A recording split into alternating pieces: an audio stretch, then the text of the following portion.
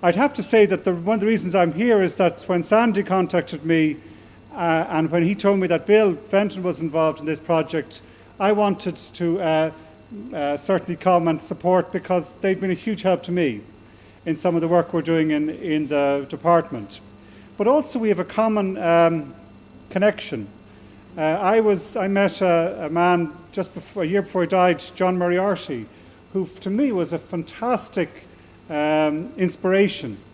I read there was a biography or a book review in the Irish Times from Paul Durkin, I think it was, of his book Nostos. And that, I hadn't heard of John Moriarty before that, but the book review was so compelling that I got the book. And it's a difficult book. It's not easy material to read.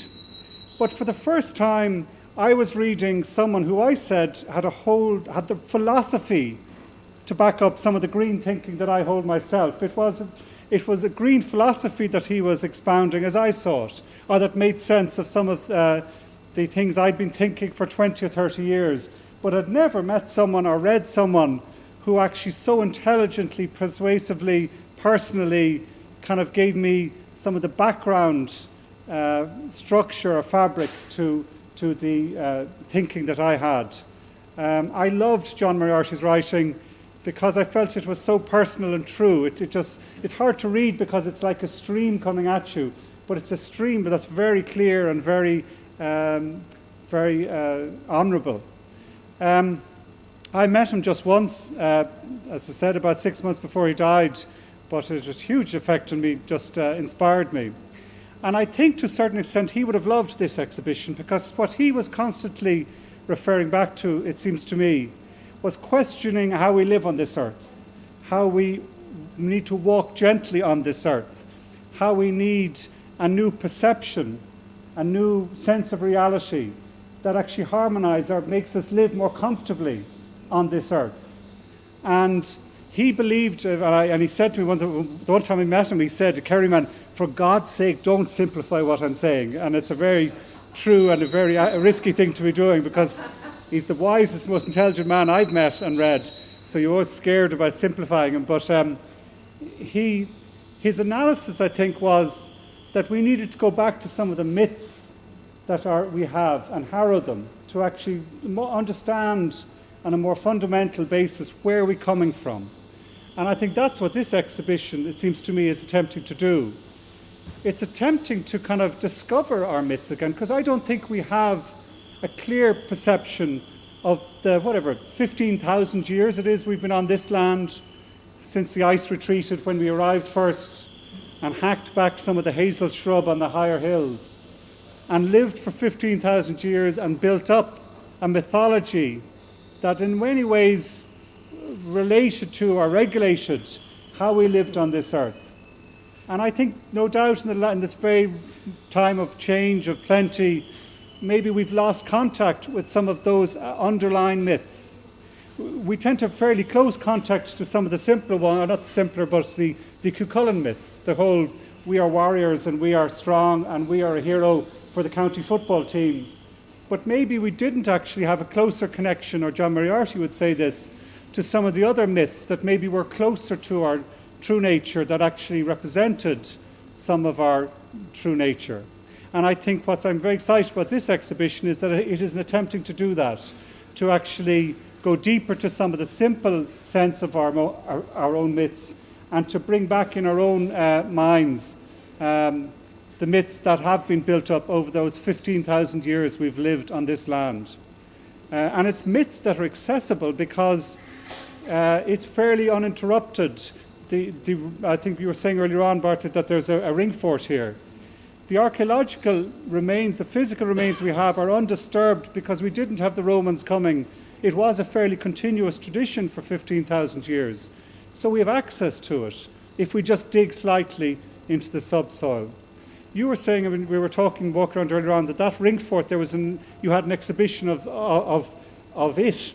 The NRA, in carrying out its archaeological work, presented here last year a similar exhibition. Well, that makes a lot of sense. You're going from one digging down into that archaeological heritage, and now you're going down digging into our mythological heritage.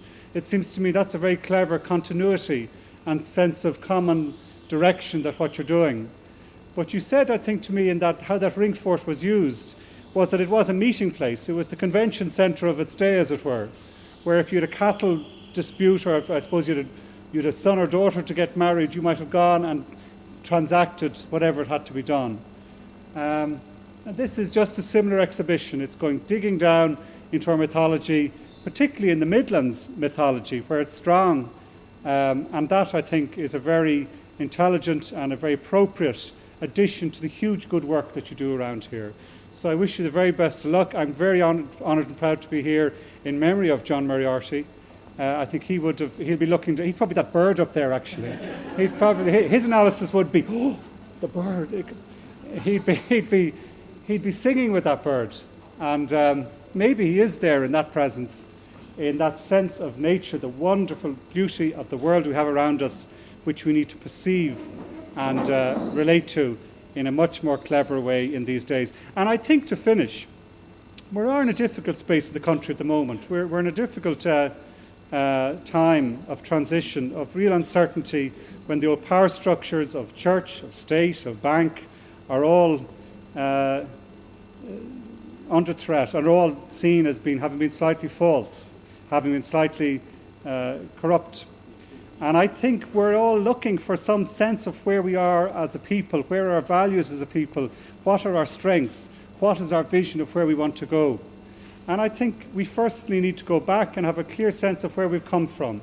And that also comes from this exhibition. So in a very kind of, if I can be political sense, I think it's also very well timed to go back to our roots, to have a sense of where we're coming from and what we really are, what our myths, what our stories are. And from that, I think we will return a stronger and very capable people. I want to commend my colleague Sean Corrigan, taking a break from the election trail, and you, Cathaoirleach. I wish you best of luck, and any other representatives I mightn't have acknowledged here. And I look forward to going in, seeing the video that Bill has worked on. Thank you.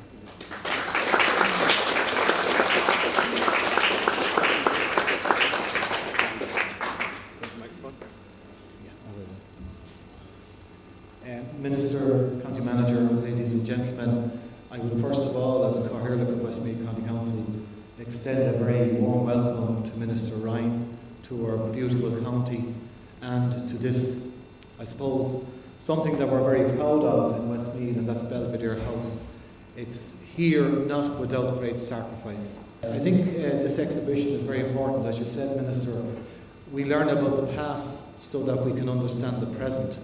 And only when we do that can we shape the future. And at a time of great challenge for us, when we look at our myths, perhaps they are something concrete representing the deeper reality that is our true identity as Irish people. So it is a very significant exhibition. I commend Bartle and everybody that has been involved in it, and I sincerely hope that it will be an inspiration to people and an encouragement for us to look back in time, to treasure the past, so that we can, from here on, shape a brighter and a better future. So you're all very welcome to Belvedere. Congratulations to everybody, and I hope you enjoy the exhibition. Good afternoon.